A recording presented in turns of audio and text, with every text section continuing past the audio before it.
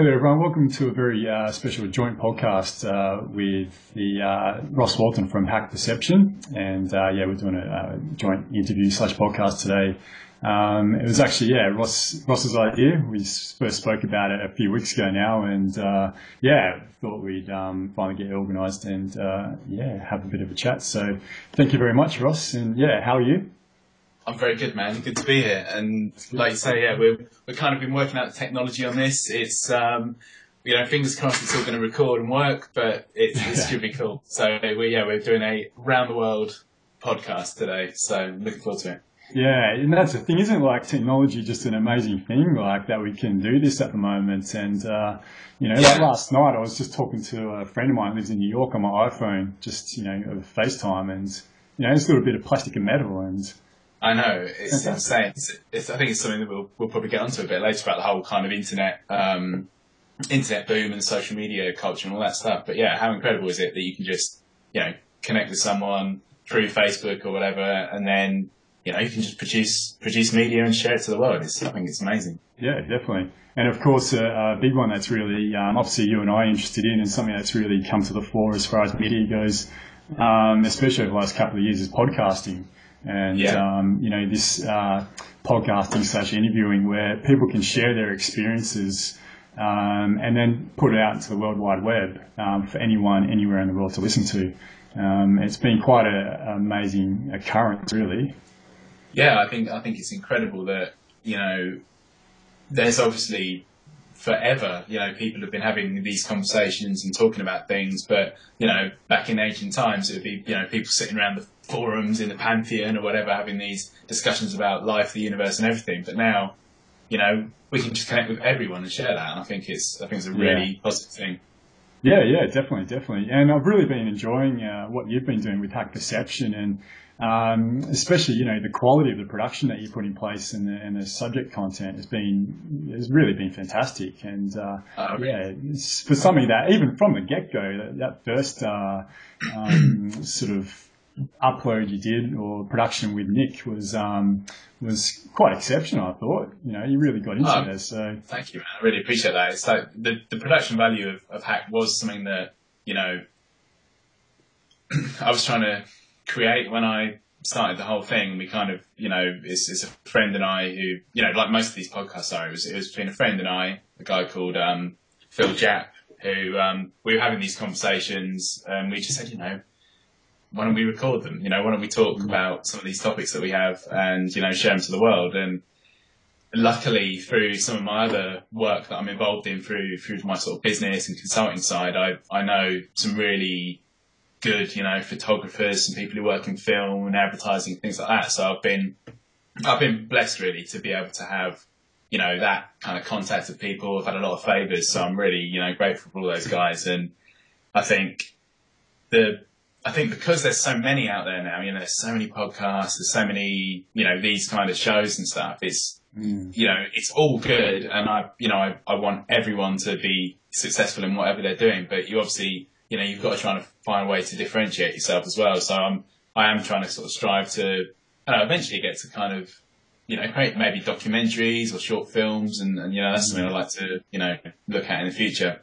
Nice. And equally back to you, I think the content I've seen on Statera, some of the people you interview, and just I think the honesty and the candidness that kind of comes through on it, I think is really, really nice. It's just it's not there's no pretense. It's just real, people connecting. It's really truth, and I think it's great. So back to you, man. Really, really love what you're doing. Yeah, thanks, Ross. I certainly don't quite have the production value on mine that you do, but it's something I'll be gearing towards in the future, depending on how it all goes. And I've just gained such a massive benefit out of podcasting, and the things I've been able to learn, and actually the experiences that it's given me in life over the last 2 or 3 years have been invaluable. And I really just fell into it. The reason I got into it was, I'd always known about podcasts and what they were, but I never really got it. There was never one I found particularly that I was interested in. And one day I was searching through, back in the day I was a Tool fan, and I still love James Maynard Keenan. I think he's just a dude. And I was just searching through James Maynard Keenan interviews, and then this one came up with Joe Rogan. And I was like, oh, I'll watch this, see what it is. And it was a Joe Rogan podcast. And I sat down and watched this interview for 3 hours as they're talking about like music and community and what's going on in the world and psychedelics. And I was like, wow, this thing's just incredible. Like, it's amazing. And I was hooked from there. But the reason I decided to get into it myself was really because of our good brother of ours, Nick Gregoriadis, or Nick Gabriel, as he was known when he was with London Real. I'd watched a few episodes, and then I saw this one with Joe Rogan and London Real, these two guys, when Nick was with Brian there. And then I started watching some London Real podcasts, and they're just like two normal guys. And I was like, if they can do it, then why can't I do it? I don't need to be Joe Rogan with millions of dollars to do a podcast. And so I just started doing them. And I guess very similar to you, I'm very fortunate to have an amazing group of people in my life where we were, same as you, we were just having these amazing conversations. And I was like, why don't we just record these? And that's what we started doing, a couple of years ago now. No, it's really interesting you say about Joe Rogan. I think he was, clearly one of the guys who really cast the stone and got people, everyone saying, I can do my own podcast and whatever. And I think the boldness of someone like that, who's, clearly a, major celebrity and involved in lots and lots of different things, for him to, just stand out there and just say, let's talk about DMT, let's talk about mushrooms, let's talk about psychedelics, let's talk about music, let's talk about aliens, UFOs, anything, just having that, super broad, spectrum of, conversation. I think it really, paved the way, and it kind of was the same for me. I had, London Real, was a big influence, obviously through Nick and knowing Nick through jiu-jitsu. And I was, I was loving what those guys were doing as well. And it kind of came via, I suppose. I think it might have been London Real first that I kind of watched regularly, and then I'd heard about Joe Rogan podcast and I'd listened to a bit, but I hadn't really kind of got into it. And then I started listening to it more. I was like, wow, this is really cool. And it was actually, we'll come on to it a bit later, but it was actually the Joe Rogan podcast where I first heard the word ayahuasca, and I was like, wow, what's that? And then there was this, obviously we'll talk about it later, but there's this path to where that kind of manifested into my life and came into it. But it's I think the whole podcast and also just streaming as well. Look at other things. People are making livings out of streaming now. It's a profession. The whole model is shifting, isn't it? People are playing video games for a living now, and and doing commentary on it. And it's this whole internet evolution is just constantly, it's constantly evolving, and who knows where that's going to go. Yeah, exactly. I think the creativity that it's been able to bring forth is really something that's becomes quite substantial and really quite tangible in this world. And I've got a belief that creativity really is going to save this world. It really is, and podcasting is really just one major element of being able to create and then also allow people to become aware. It's such a fantastic medium, coupled with, like you said, just streaming, access to documentaries that we now have, and it's quite an invaluable source. Definitely, man, definitely.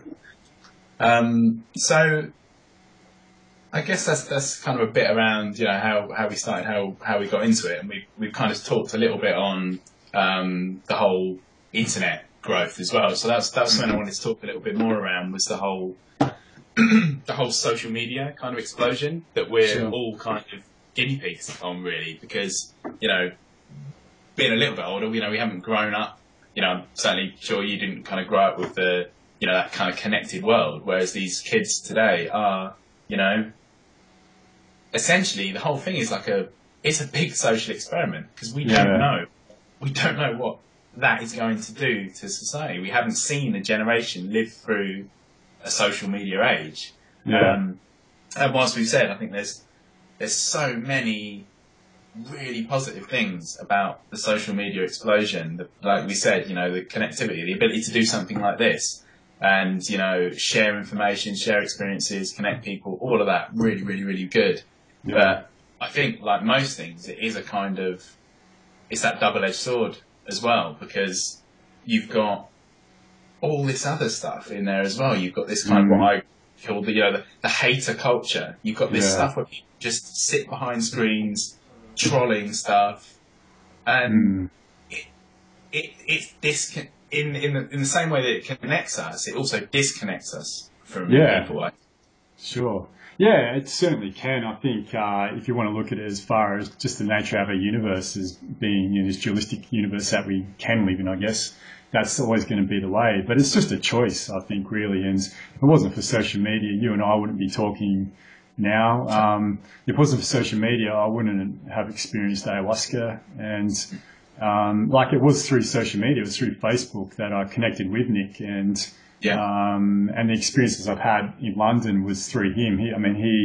The My Heart of Darkness podcast that he did was such a crucial element in my experiences with ayahuasca, and it's really quite surreal how it turned out. I mean, I watched this, I was so captivated by his story, and I must have watched it probably 4 or 5 times over the space of a couple of months, and I'd already, you know, I live in Perth, Australia, and we have an ayahuasca community here, and I was fortunate enough to drink a couple of times before talking to Nick, but I just contacted him one day.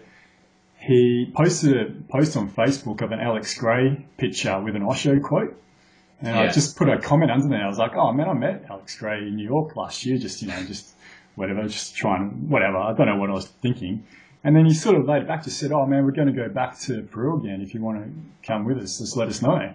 And I was like, played it cool. I was like, oh yeah, thanks man. But inside I was just like, fucking yes. Like I'll get to like these people that he was talking about in his podcast that resonated with me so strongly. I was going to get a chance. They're real, are they? Yeah.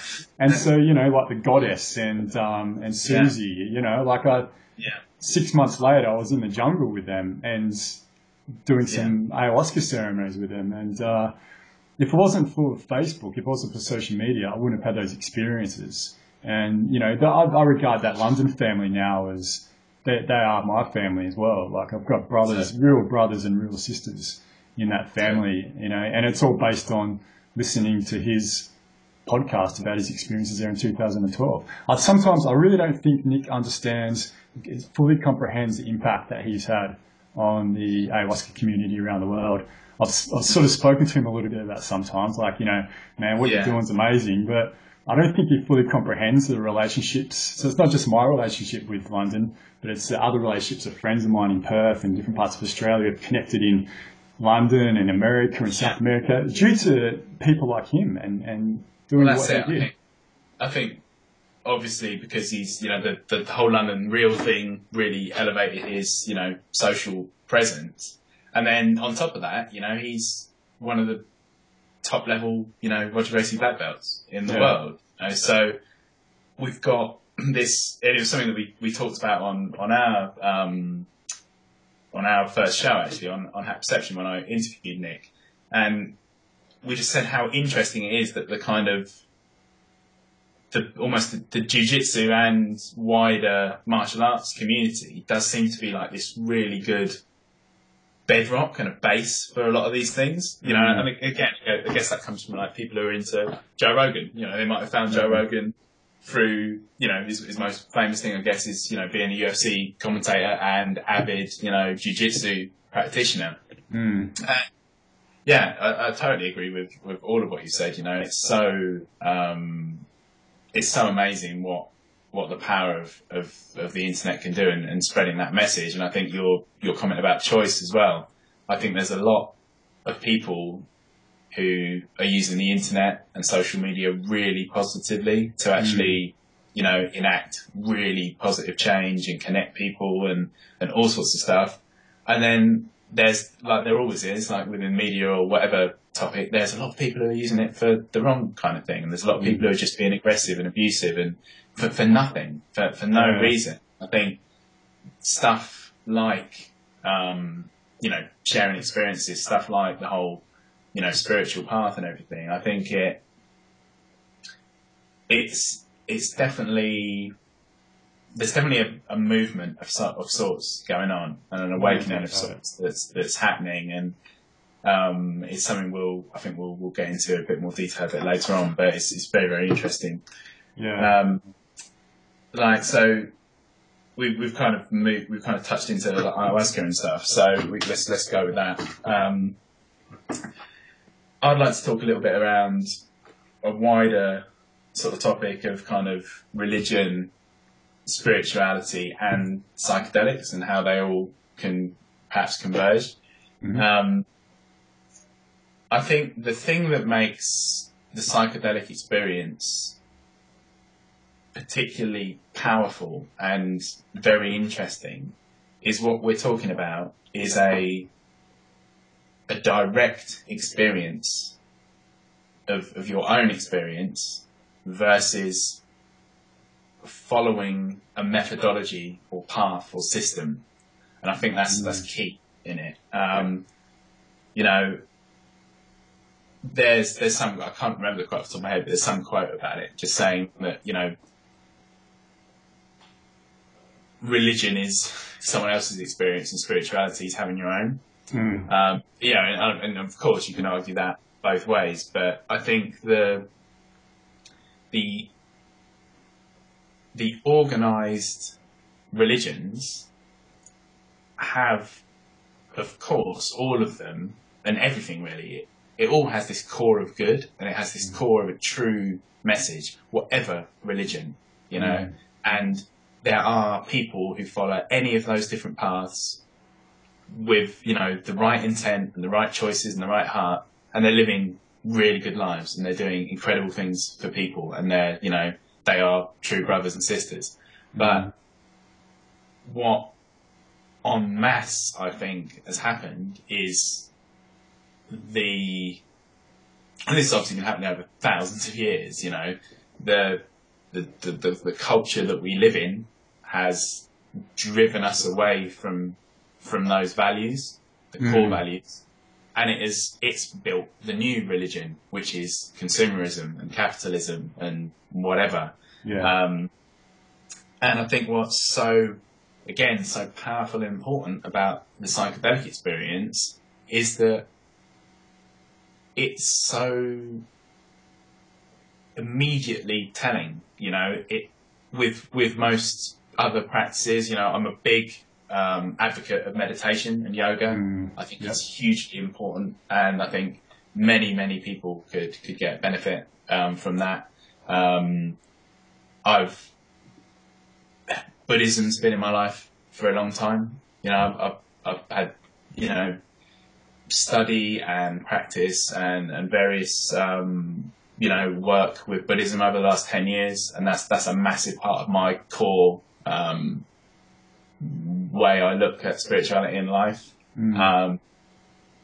Hinduism as well, the Kabbalah, all different things. I'm completely open, and I'm not in any way saying that psychedelics are the way or the only way, or religion is the only. I'm not saying any way is the only way. I'm just saying that these are all paths and choices. But what is particularly powerful about the psychedelic experience is it doesn't require faith.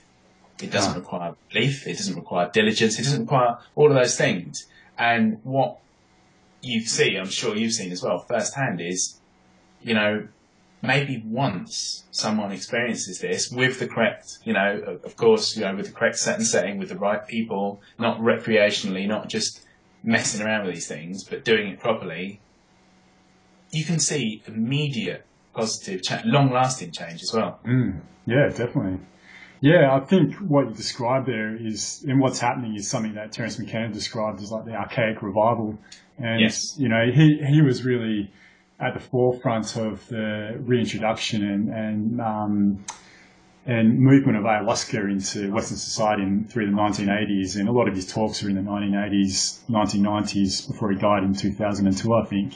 And he was at the grassroots of what was going on. That's just amplified since. And it really is, I was talking to someone about this today. We went through that period, like you said, of, we had the Industrial Revolution, science changed, Industrial Revolution, We went into the consumerism evolution, I guess, after World War II, and it could be argued that was important to go through that. A lot of it, especially science, has given us a really good understanding of who we are as material bodies, but it only takes us so far, and we've found that there's something lacking in this materialistic culture that we now are in. And whether it's, it could be argued because of the destruction of the Amazon itself, Mother Ayahuasca as a spirit has reached out to the rest of the world in a hope to not only save us, but also save herself.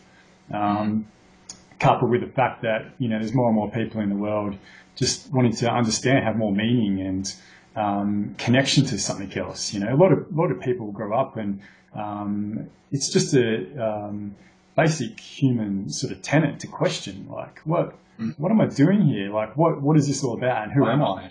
Yeah. And you have a decent DMT experience, like, you find out, like, what it's all about. An ayahuasca experience where you're under for 5 hours and you get shown some things that you just could not even imagine. You get shown just divinity. That's what's it about, and it's something that we've been doing, and it's really, that's starting to really come out now, of all these ancient practices that have been around for long periods of time. It's only really been in recent history that we've stopped doing it. We're just remembering now. That's why I feel it's happening.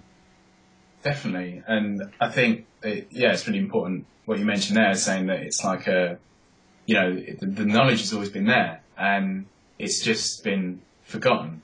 And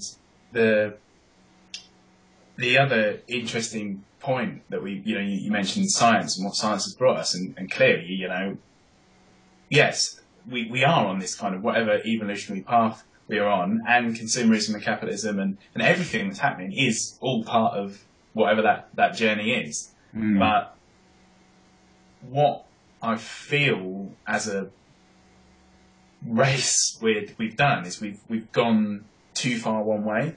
We've kind of, I was talking to about someone yesterday, actually, this exact point about saying that I really feel that kind of, that Buddhist tenet of take the middle road. We've so not. We've gone far off in one direction, and we've got our eyes glued to the microscopes and the telescopes, and we're obsessed with understanding matter. We're obsessed with producing things out of matter, and that is a fair enough pursuit, and that is something that we should do, and we should look at that and see it. But what we also need to do is we need to look in as well. We need to find out what that is, and what and wider, like say about the cosmos and the universe. And what I thought was, and it's only recently sort of come into my world, actually, again through a friend of Nick's, actually, that I was talking to about this a few months ago, was the Church of Santa Daime. So this, which is basically the sort of pseudo-Christian shamanic religion.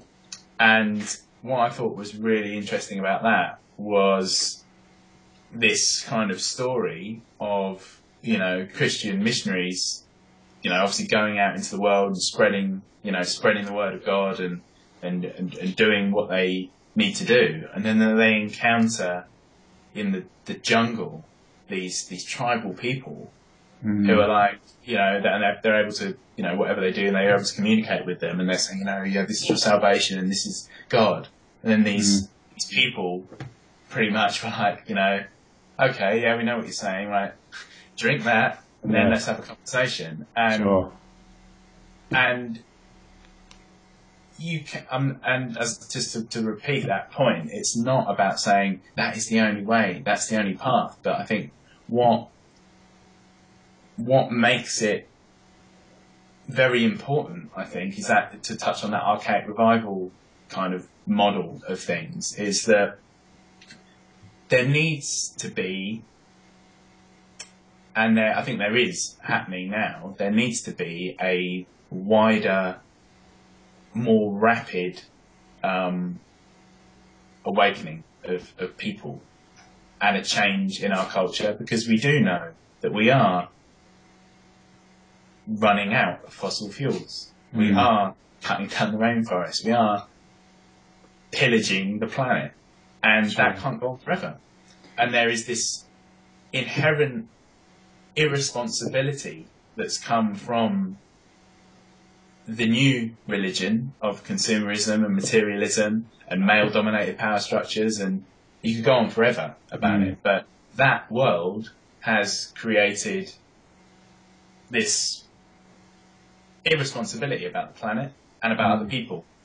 And what I think Terence McKenna was talking about in the Archaic Revival was that there's a time limit on this, and we haven't got time for everybody to become yogis and gurus over hundreds and hundreds of lifetimes, because where we're at the moment, the clock's ticking, you know, and we need a mass wake up like now, and one of the most powerful ways to wake up quickly is the kind of shamanic path from what I've seen, and not to exclusively take that either as well. I'll make that really clear that I don't think the answer isn't just smoke DMT, just take mushrooms, just drink ayahuasca. They are massively healing and powerful tools within the right practices, but that doesn't mean, you know, the other stuff's invalid. Use it together, you know. How powerful is, you know, actually, I'll rewind slightly, but I was speaking to a tantric yoga teacher, okay, and I was talking to her about all this stuff, about psychedelics and about spirituality and religion and all the whole big picture. And what she was saying to me was that she was not pro or against the psychedelic path, but what she was saying is it's really important for people to have a solid framework on which to work on these things. So the idea is, you know, you smoke DMT, you go to the top floor, but if you haven't thought about any of these things, or you haven't actually done some self-inquiry or whatever practice or tool you would do, it's questionable the long-lasting effect that will have. It will certainly give you a shock, and it will certainly give you a wake-up call. But if you don't have the tools to actually process it and understand it, then, you know, it's not as powerful as if you're doing other things as well. Yeah, definitely. I think that's a very good point, Ross. And there's I was talking to a shaman about this end of last year, and he was saying, like, ayahuasca, DMT, iboga, all these substances, mushrooms, whatever it might be, any of these plant medicines are really tertiary education. Like, you have to have done some inner work on yourself first and got to a certain point. Not that you have to, but it's beneficial if you have. Or beneficial, yeah. Yeah, like if you've gone into it and you go straight into it without maybe having done any meditation or any yoga or all these, I agree, like meditation, yoga is such an important part of my life, and what gives me grounding in an aspect of my life where a lot of the time my head can be in the clouds if I'm doing a certain amount of ceremonies in a certain amount of time. It all has to work together. But if you decide to embark upon this journey of healing plant medicines, it really is beneficial if you've done the work on yourself first. And I really think, to go back on your point about looking at having like a science framework and the more just esoteric way of looking at life through plant medicines, like they do work together. It's like to find that middle ground, as you're speaking about in Buddhism, you need to have the 0 point and let's say the 100 point. You need to have both ends of the rule to be able to know where 50 is. And I think that's been a great benefit of where science and spirituality are really coming into play, and call it the singularity or whatever it might end up being. It's just helping us more and more, perhaps more than what it would have been 1,000 years ago, just taking these plant medicines without any understanding of the material nature of this universe as well. Yeah, I think I'm trying to remember. I think it was Alan Watts who said a really interesting piece about that, saying that it may have been Terence McKenna, I can't remember now, but they definitely overlapped. And it was talking about that really that psychedelics are, you know, they're our microscope or telescope for the mind. Mm. And, you know, to what, you know, cosmology is or astrology or whatever. And I think it was Alan Watts that said about if you're doing that kind of work, you've got to take your eyes off the microscope sometimes, and you've got to take your eyes away from the telescope to actually, you know, do something with it. It's fair enough just seeing and experiencing all this stuff, but it only means something if you're actually going to do something about it. You can just have this experience and go, wow, yeah, that's incredible, man, it's mental, but what does it mean? What's the point? And I think the point is the betterment of humanity, really. The point is understanding yourself to be a better person, to then spread that out and then, you know, create a better society. Definitely. Yeah, I think that is the whole point, really. Right there, what you said is the whole point. And maybe that's something, if you can discuss a little bit about that, Ross, about what you're discussing really is integration, and basically integrating this experience that you've had. And I've certainly, over 18 months of ayahuasca ceremonies, I've seen great changes in people in that time, but also in some people I've seen they're still in the same place. They've not gone away and done the real work. You know, it's often described by shamans. Okay, this ceremony was part of it, and it's all lovey-dovey, and you've had these amazing experiences, and you've had these insights. This is just a part of the work. This is just a part of the journey. Now, the real work is to go out there and implement it. So, yeah, maybe you can discuss a little bit about that as well, if you could. Yeah, I think that is the crux of the whole thing. I think if you just... And there are people I've met who are doing this. If you just go out there and seek experiences, that's a valid thing to do. And it's interesting and it's exciting and it's terrifying and it's beautiful and it's all of those things. But that isn't living shamanically, that isn't living spiritually, that isn't living for the betterment of yourself or others. That's just indulgence. Yeah. And I think, and that is the same as anything, as alcohol, food, sex, relationships, whatever. It's just another indulgence. It's another ego indulgence of just saying, I want to experience more and more and more and more. God bless those people there, Ross. What's that? Still, God bless them still. God bless them, yeah. And that's their journey and that's their path. And that will work its way around, you know, and it will come to wherever it goes. But as you say, the real work, and like often the shamanic people say, is it's like a 50-50 thing, you know. You come to it, and the other 50% is you. The other 50 it's almost like I've found certainly sometimes from ceremony where it's almost like that group share afterwards. That was more psychedelic, you know. That was more. That was more emotional. That was more powerful than the actual medicine. Yeah. It's the shared experiences of things, and then integrating that back and having that. I'm the same, you know. I've seen firsthand just incredible positive transformation in people from all sorts of horrific lives, you know, life stories, and you know. Sexual abuse, religious oppression, you know, alcoholism, addiction, just you name it, any ailment, you know.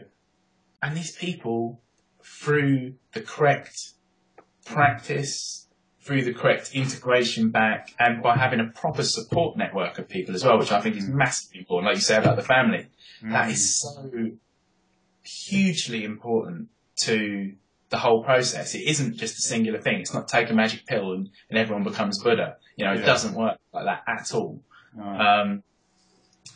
And that integration, for me, from my last ceremony, it was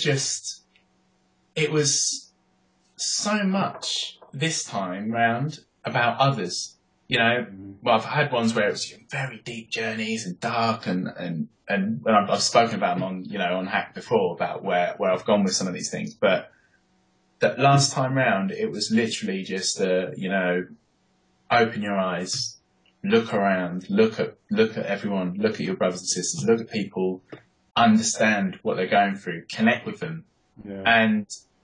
And basically the simplest, most direct message that came from it, and was exactly what we're talking about now, is what are you doing to help other people? What are you doing to help others? Are you helping people? Are you not? When are you being selfish? And just go and do it. Just don't wait. Just go and help people right now.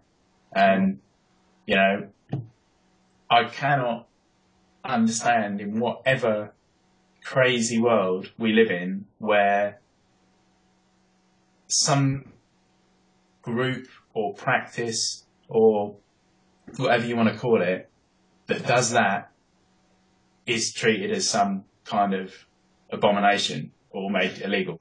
It just blows my mind. You know, that concept, that complete, just, I think Terence McKenna said it best actually, was he said that the capitalist, materialist, male-dominated culture is psychotic. It's doing damaging behaviour all over the place, and it doesn't even know it's doing it. It's not responsible for it, and it's just, you know, it's just crazy, you know. And people say that we're the crazy, far out people doing meditation and yoga and going on ceremonies and stuff, but you know, it's backwards. It's backwards. Yeah. Yeah, I definitely. You raised some very good points there, Ross. And I think a good word to use as far as what you can best do, like, is service. It's basically being in servitude to others. And I think sometimes, like in the past, when you say the word being in service or in servitude, it implies maybe a meekness, especially I think for a man, you know. So because we're supposed to be the go-getters, like climb over the top of our fellow man to, you know, that's how we've been indoctrinated into the society for the last, say, since the Industrial Revolution. But that's slowly changing, and we're moving out of that patriarchal society into more balance. And a lot of the healers that you and I have both been fortunate enough to meet and come in contact with them, they've got that amazing feminine, mostly female-based, but just this amazing feminine energy, like the true healers, the true work. When what the male's role in that setup is really as the guardians, as protectors, to allow these amazing women to do their work. You know, there's male healers as well, and females who can hold amazing space. But going back to that archaic revival, I've noticed a real draw back to archetypes, like male and female archetypes. There is something to that, and I think we've become out of balance with that as well. Like the men in these spiritual communities, like I'm talking these real spiritual communities, and they're real men, you know, like, and the women are just real women. And again, not to define what a male and a female should be, but that archetype really becomes prevalent once you get into being in service and in servitude. And a great quote, I really love this quote from Gandhi, and a good brother of ours, Neil, has actually got it tattooed on him, and I want to get it soon as well. But the best way to find yourself is to lead yourself in service to others. And I think, you know, if you can do that, if you can expand through service to others, that's really a great way to be able to pay back and give back to the world. Totally. Really interesting what you say about the archetype models as well. And I think, again, it's important that it's come around like it has to. Like there has been, it's just been a journey back round the circle, isn't it? It's been, you know, there was this in most ancient culture, whether it's, you know, the Egyptians or Southern American cultures or, you know, wherever you find it, there is this root of feminine divinity that sat within all of those cultures, and it was revered, and it was a matriarchal society. And, you know, like I say, we don't want to define roles, but when we're not talking about roles in society and social models, we're saying, you know, what is the essence of feminine, what's the essence of masculine, and I think we can say without too much ridicule that the natural qualities that generally would be associated with femininity are natural compassion, natural empathy, love, motherhood, all of those kind of values. And then, like you say, and then there's the archetype sort of masculine things, which is it's the survivor, it's the hunter, it's the fighter, the protector, the warrior. The warrior, yeah. And those, throughout culture, women they've obviously massive oppression, they've come through that. And, I would say we're still entrenched in male-dominated culture throughout modern society, outside of anything we're talking about here with spirituality and stuff. Our society is by far from equal, in my opinion. And I think that you're right. This return not to label people and to put people in boxes, but to actually just be your true self. Be the sacred feminine, be the sacred masculine, and share. About the union of both. How important is it that it's a perfect sharing of both of those things. So I guess we can first talk about the male point of view. It's something I wanted to discuss with you.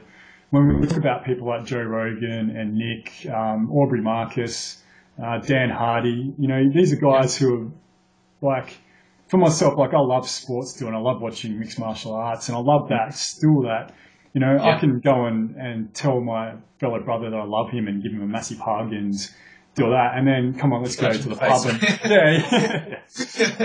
or go to the pub and watch the latest UFC.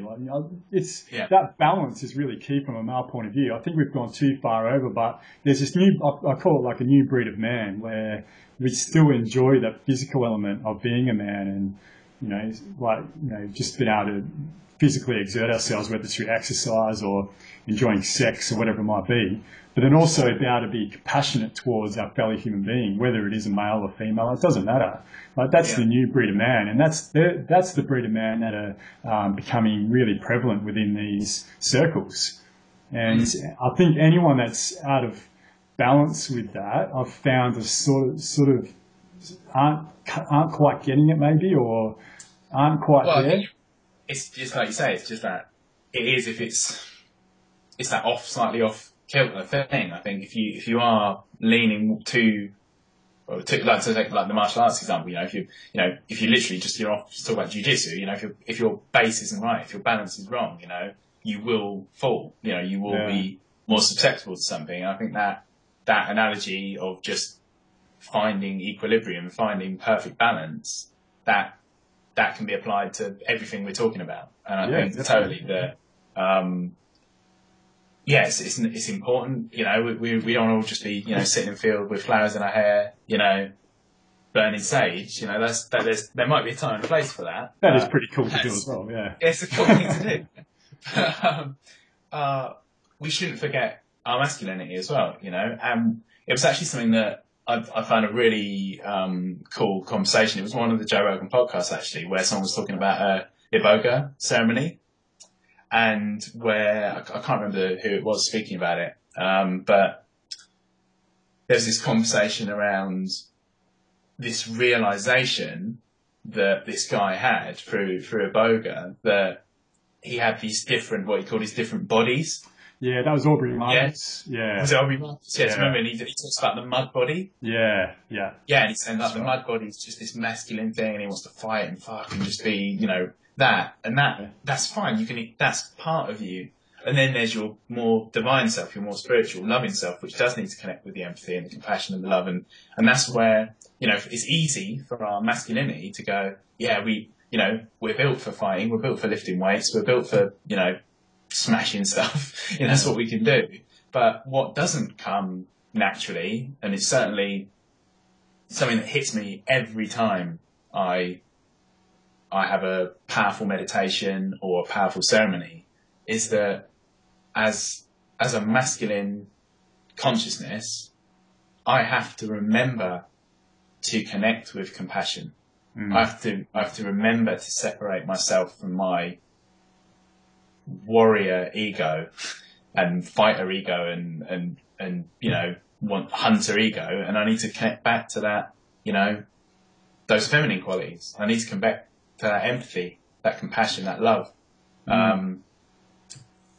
And as you said, you know, finding that balance between those things. I think that's when you'll find peace, is when you sit in that perfect equilibrium between those feminine and masculine qualities. And that, you know, if we want to blow it right out, you know, that is what the universe is doing. It's just this constant play of energy.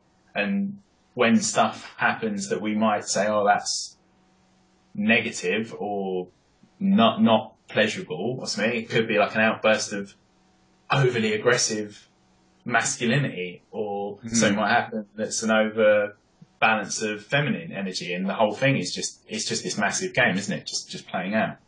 Yeah, it is. And I think that's spot on what you're saying. Once you surrender yourself to that, whether you're a male or female, but I guess especially from a male point of view, that's what I can understand, of course, being a male, but surrendering to that and just being okay with it. Like, you know, that's at the point when I most I felt like I became a man, where I let go of just total masculinity and embraced that feminine side of myself that could really still engage and give compassion and give love, which I hid for a long period of time because I didn't think that's what a man was supposed to be. Then I surrendered to that, and I was like, oh no, this is what a man is, because I felt even stronger, I felt even more masculine, and it's something that I think is definitely starting to become more and more prevalent within our society, and it really is something that is being introduced into our children now as well, and that's what gives me so much optimism for the future, is this old paradigm of what a male and a female is supposed to be, and that's all fallen by the wayside, really. Yeah, I think that it's that paradox, isn't it? Like you know, in like the Gandhi thing you said, you know, in serving others, you're doing the best you can do for yourself. In surrendering through, you know, potentially viewing that as, you know, from an egoic mind would look, oh, you're surrendering, you're weak. You're actually becoming the strongest you've ever been. Yeah. Just by, and surrender is the right word. It's definitely the right word for it. And it was something that I mentioned in my first podcast about ayahuasca, and it really was that for me. It's not enough. Acceptance isn't the right word. Accepting isn't enough. It's complete and utter surrender. You know, and for me, that was for death in mind. You know, the first one. It was literally, it's just saying, you know, you aren't the thing you think you are. Sure. And you must surrender to that. You must surrender to the bigger universe. And there's this little, as you know, as far as I've come in all my things and spirituality and life and everything, there was still this massive part of me that was just going, it was clinging for dear life to this concept of going, you are a person and you have individuality and you've been born and all these things. And then it just kept hammering it into me, going, no, no, no. And then eventually it was just like, right, I have to give up. And if I'm dead, I don't care. Sure. And then when I did, that's when the beauty unfolded. You know, nice. That's when I was healed. You know, that's when it was just like, oh my God, this is divine. And it was just so powerful, man. Yeah, beautiful story. That's fantastic. I had a very similar experience when I was in London in July last year, and we did some ceremonies with the Cash and Hour. And actually, this is how surreal my last 2 years have been. You know, going back to Nick, this guy's had a big influence on where I now am, and there I am sitting next to him in a ceremony. You know, like, and he's like a brother to me, you know, and I'm like, what the fuck's going on here? But anyway, that night was the first night I was able to I fully surrendered to it all, to the medicine, to who I was, because I probably had about, say, 10 ceremonies before that, and I was quite still a hardhead, still like trying to be this real strength, this, you know, which is important as well. But I was never really able just to surrender to that divine feminine. I was never really able to do it. And Mother Ayahuasca, for my first 12 ceremonies, kicked my ass for about 11 of them, because she was trying to like, come on, Adrian. And then I remember I was just like, we were talking about Nick and Cassia as well a bit earlier. They were just next to me, and I was like, I had to get up on both. I was up on my knees and my hands, and I was just like, oh. And I was like, I can't do this anymore. I've just got to surrender. And I just surrendered. And the joy and love that overcame me was just, I just started laughing. I was just like, I was there in the middle of the ceremony just laughing. Just like, so fucking simple. That's all I had to do was surrender. All I had to do, And it's that thing, it's that simple switch, isn't it? It's just like, just change the way you think. Just change the way you feel. And then everything changes. Perception. Change your perception, and then everything changes. Yeah, definitely. And, we're talking about this in a kind of very esoteric and kind of spiritual way, but I will say that is 100% valid to living in this world as well, and this physical reality. How much of our time, as people, do we spend trying to predict outcomes, trying to control futures, trying to, or worrying about stuff, negative projecting into our lives, and really you've only got two choices, haven't you? All you do is you can go, okay, what's the situation like? What's my opinion? What's my choice about the situation? Okay, I physically don't like it, so I can physically move myself into a different position, or I can go, I've changed my mind, I'm okay with it. Yeah. And that's it. That is it. It's like you say, it's just ridiculously simple. But I think I talked about this on a tweet thing I was on a few weeks ago, and it was just saying about potentiality and choice and stuff like that. And it really is, everything is choice. And we forget, and we constantly forget, even though when you just forget again, and you just like, it's this thing about saying, when people go, oh yeah, this always happens to me, why does all this, why do bad stuff happen to me? The world doesn't happen to you, you happen to it. Definitely. It's your choice, it's your manifestation. Even if you don't think you like it, or you're uncomfortable in your own suffering or misery and pain, that's still your choice. Yeah. Still, if you walk out the door and you have a car accident somewhere, that's your cosmic choice that you've made to be hit by that bus that day. You know?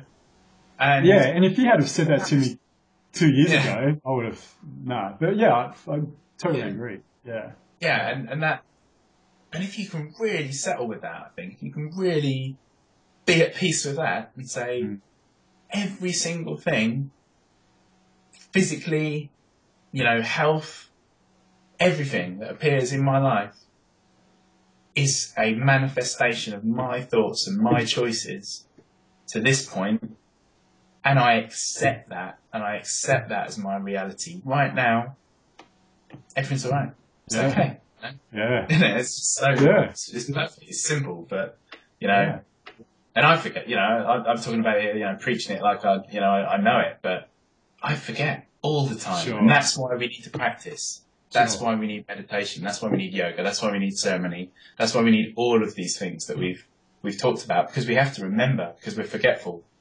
We're forgetful little creatures that just fall into our behaviour patterns and our thought patterns and our traps, and we're, without those tools and frameworks and communities and other people, it's very hard, I think. It's very hard to stay in that, real positive creating mindset.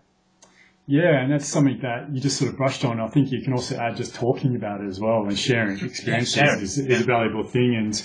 And I think, Ross, we've sort of doing all right for time here. We're looking at everyone at doing like a part 2, and I think maybe we'll look at doing that. And maybe in part 2, if we can look at continue on from what you just spoke about and making choices. And I think like the title of your program, Hacked Perception, just understanding and sort of hacking into that paradigm. I think what things like Tim Ferriss is doing as well with his podcast and looking into the ways that you can manifest and create for yourself, that's where our future lies, and be able to really bring forth an idea, bring forth things from your imagination and manifest them, because we're coming into a time where we literally are going to be able to manifest our dreams. And perhaps we can talk about that in part 2. That sounds like a good idea, man. I'd love to.